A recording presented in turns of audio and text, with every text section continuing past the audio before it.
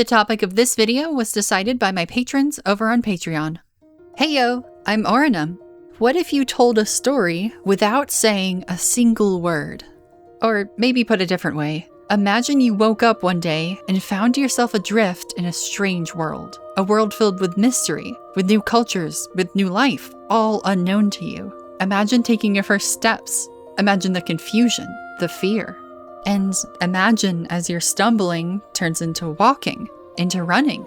Imagine becoming a part of this world, learning and embodying its rules and its ecosystems, meeting and connecting with its people, and after stumbling and falling over and over, eventually leaving a mark on this world unlike any other. Now imagine doing all of this, feeling all of this, without a single word being uttered. Is it even possible? With written arts like novels, it's probably not. After all, they're sculpted with words alone. But what about with video games?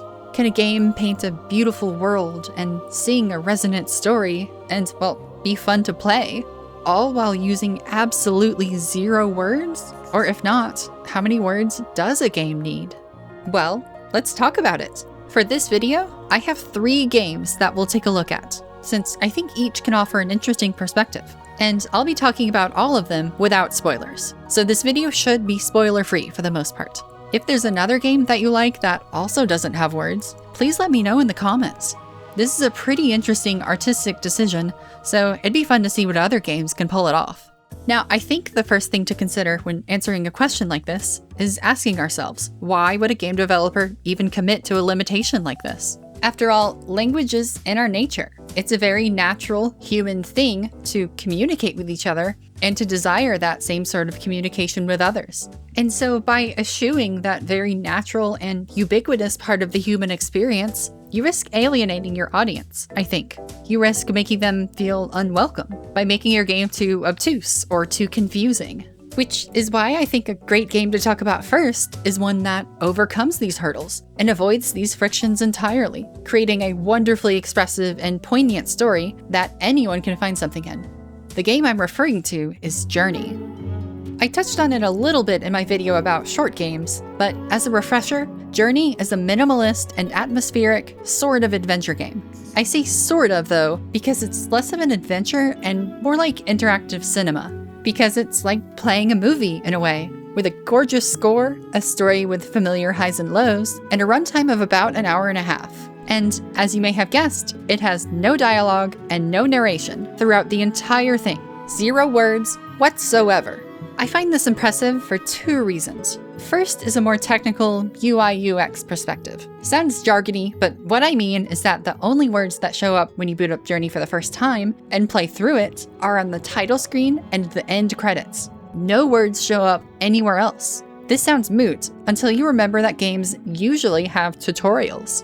As far as I can tell, modern games usually try to be approachable in that they dedicate a bit of time to showing the player how to, well, actually play them. They explain how to move, or what abilities you have, or what mechanics you'll be engaging with, and they set some basic rules that act as a gameplay anchor, no matter where the story or the mechanics go from there.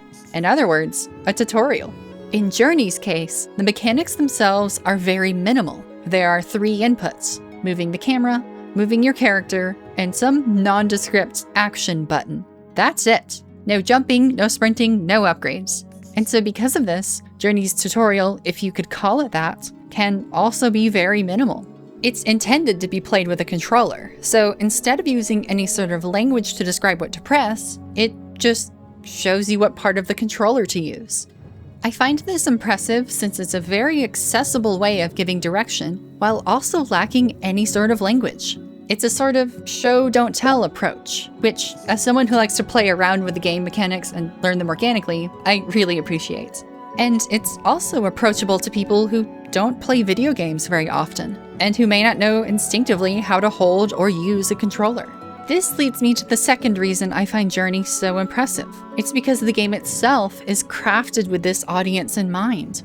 It has a story that's expressive and emotionally resonant, while being ambiguous and open-ended. It creates a space where anyone can be reflective, and where they can be part of, well, a journey.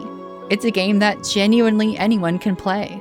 On paper, the choice to forgo any sort of discernible language makes sense, but like I mentioned earlier, a lack of language can be a hindrance if you don't do it right.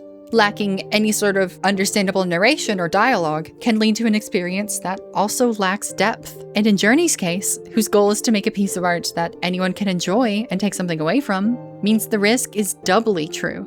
Like, think about it. On paper, Journey is trying to be both widely accessible and appealing, while also refusing to narrate the adventure it's taking you on. A lot of other media in recent years has been criticized for being bland and uninteresting because of the attempts at broad appeal. But Journey, despite that, is able to be widely appealing and also have something to say. And the reason it succeeds, I think, is precisely by omitting words entirely. Journey succeeds where others fail because it embraces the ambiguity of its story. It brings you along on this adventure, full of mystery and despair and triumph, and it doesn't explain a thing. It gives you images, small glances at what's going on. Not so much as to spoil the mystery, but just enough for you to fill in the gaps with whatever you decide the meaning is. And in turn, it reflects you and your own journey through life. That's why I think Journey has no words. Because it's a very natural artistic decision when you want to create a game that's minimal and open-ended, yet beautifully expressive. Not all games can do what Journey does, though. And actually, I think it would be a bad thing if games tried to be this minimal with their mechanics all of the time. So, let's head in the other direction and talk about a game that's less rooted in emotion and feeling and more focused on discovery and adventure. Let's talk about TUNIC. Now, some of you who have played TUNIC might be shouting at your screen, but Orinem, TUNIC actually does have words. And to that I say, yeah, you're right. But that's exactly why I want to talk about it, because I can see an alternate reality where it is wordless. Without spoiling anything, TUNIC is a game about discovering things about the world you're playing in.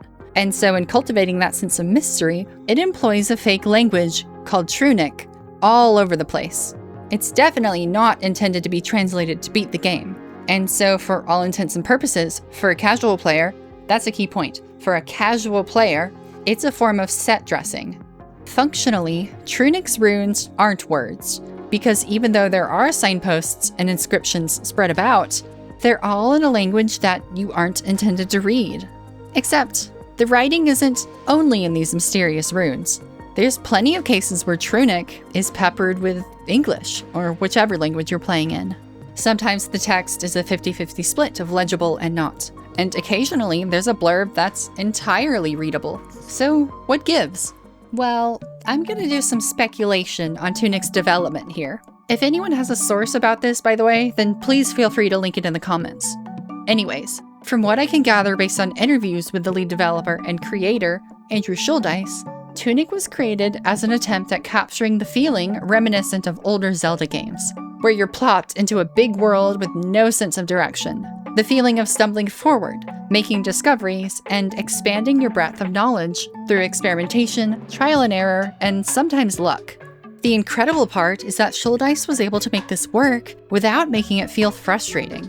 Now here's the speculation. I suspect that if Schuldeis could have gotten away with using less English and more TUNIC, then he would have. From an interview with game developer, Schuldeis says, "The glyphs are really there to help evoke this feeling of being in a place where you don't belong." So if anyone's had the experience of either reading an instruction manual from a game that's in a language that you don't speak, or even reading an instruction manual when you're like 3 years old and being like, I don't know any of these words, you automatically get the sense of wonderment. Like, what does this mean? It could mean anything. And having people feel like they're a stranger in a strange land. They don't know everything that's going on. That was sort of the key idea. To me, it seems like Schuldeis would have used TUNIC exclusively if it made sense. But, likely through playtesting or from the advice of his fellow developers or publishers, more and more discernible language was gradually added in. With each new playtester and each fresh set of eyes, it became more and more necessary to add more and more words. Because, like I mentioned a few minutes ago, modern games usually try to be as accessible as possible in terms of their design a lot of the time. TUNIC is not meant to be a mind-warping language deciphering game, though you can definitely play it like that.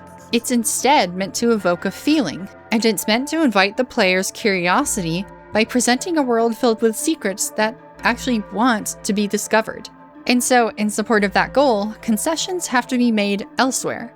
Speaking as someone who makes games for fun, and who's learned this the hard way, it's okay to let the artistic direction of a game take a backseat to the design. Because at the end of the day, no one will play a game if it's not fun.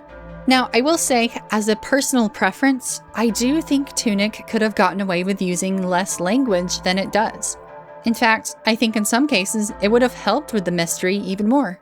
I don't think this is much of a spoiler since it shows up so early, but there's a signpost right at the start with the text, "Hero's Grave," accompanied by a tiny sword icon. To me, I feel like the sword icon provides a lot of direction all on its own. It's telling the player, hey, there might be a sword this way. And when starting out with nothing but a stick to your name, it's enough of a motivator to go that direction. And so I don't think the name of the location actually matters for this. It would be perfectly fine, I think, if the name Hero's Grave were completely replaced with TUNIC. Maybe the sword icon itself could serve as both a directional indicator and a location shorthand. In fact, a lot of the places in this game have legible names, even though they don't necessarily need to. So I guess I would have loved to see all of them have TUNIC names alongside icons like this, instead of being readable. I'd want to find my own orientation in this tiny world of mysteries, and think of my own goofy names for things. And I think it would add to the experience in a way that slots in nicely with the direction that Schuldice was after. But again, that's just my opinion.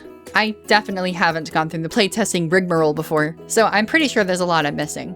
And so if I'm really determined to play a game with fewer words than TUNIC, but with a comparable amount of depth and mechanics, then I think I couldn't do much better than our third and final game of this video.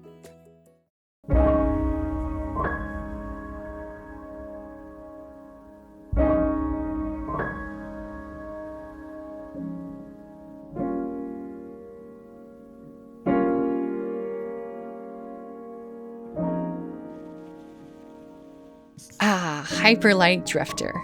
This is a game that's been coming back to me over and over, ever since I first started creating pixel art and video games of my own. It's a game that has been part of my life one way or another for basically 10 years at this point, ever since my brother first got obsessed with it way back when we were both teenagers. I didn't appreciate it at the time, but as I've grown as an artist and a game developer over the years, playing many more games and understanding the creative process, I've also come to appreciate the truly special artistry going on here.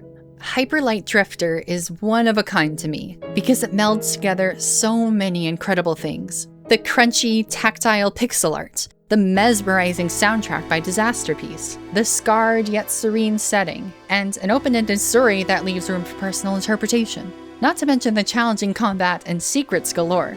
But most of all, it's the reason I wanted to make this video. Because it does all of this without a single word uttered by any character, signpost, menu, or narrator. The only time any text appears within the main game is in short, occasional, unobtrusive tutorials. How to heal, how to interact, or how to fast travel. Aside from that, though, there's not a single shred of discernible text. Not even when it shows you where to go or what to do. Not even when speaking with the characters. Not even in the many shop menus where you buy your upgrades. All of it, all of this, is done without any words whatsoever. It truly baffles me that this game works as well as it does. Which begs the question, how and why?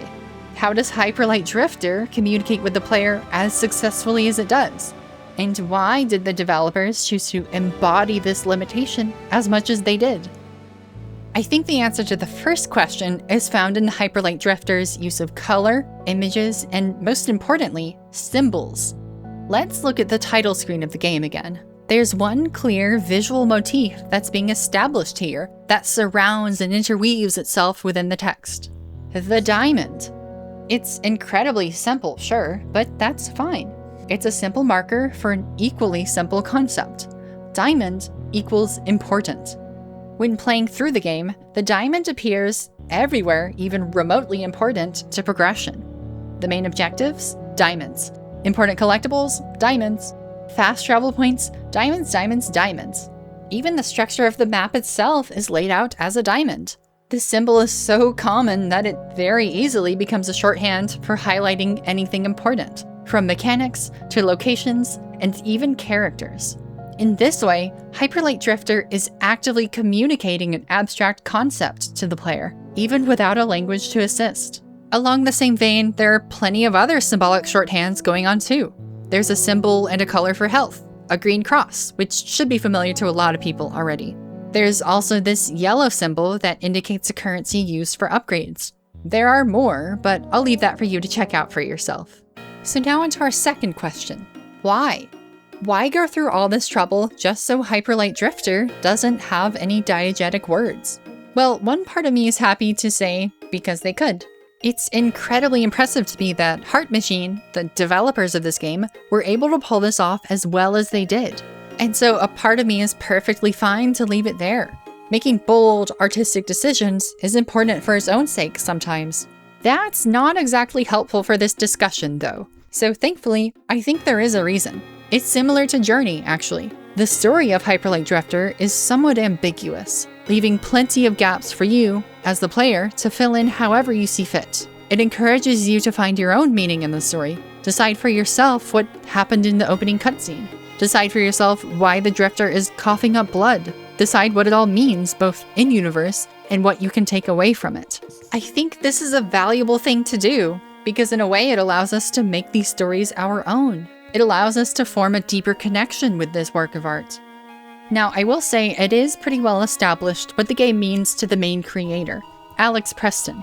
It's about illness and being on the cusp of death. It's the aimless, suffocating feeling. The feeling that you could drop dead at any time and that all of this pain was for naught.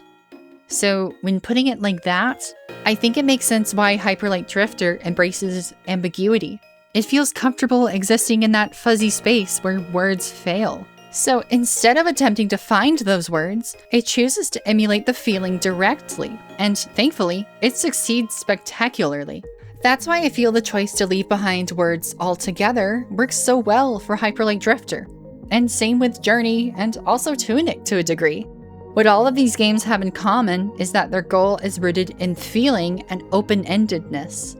Journey wants your experience to be your own, so it acts as a narrative clay for you to mold.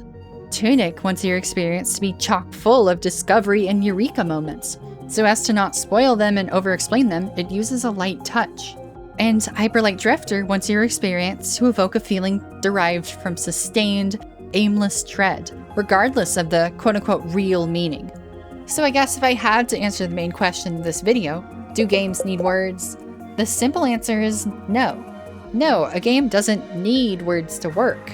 It can clearly be critically and commercially successful without them. But it's also worth remembering why games don't need words. Or rather, why a game would commit to a vision that doesn't use them. Video games, much like any artistic medium, are an abundant wellspring of emotion and expression. So there's a near boundless amount of worlds out there, of stories out there. And if you stay open to it, then you can always find a game that conveys a feeling, a journey, an atmosphere that you've been looking for without even realizing it. Do games need words? No, they don't. In the same way that a game doesn't need striking visuals, doesn't need breathtaking sound design, doesn't need innovative mechanics, a game doesn't need anything, so long as its creators have a reason for their stylistic decisions, as long as they're able to follow through with them. As long as they can commit to creating a work of art that stands out as being authentically itself. And with that said, thank you so much for watching. I want to give a special shout out to my patrons over on Patreon who helped decide the topic of this video. There were plenty of other topics from the spring topic poll, and there was actually a tie for the first place, so this was the first video they decided on, and the second topic will be my next video after this one. And so if you want to support me, then joining my Patreon is probably the biggest way to do so. But another good way to do that is liking and subscribing if you enjoyed the video. This one especially was fun to write because it's sort of similar to my older stuff in a way, where I get to analyze games, both from their mechanics and from their artistic merit. And that's something I enjoy doing in general. So yeah, I hope you enjoyed this video. And additionally, I hope to see you in the next one.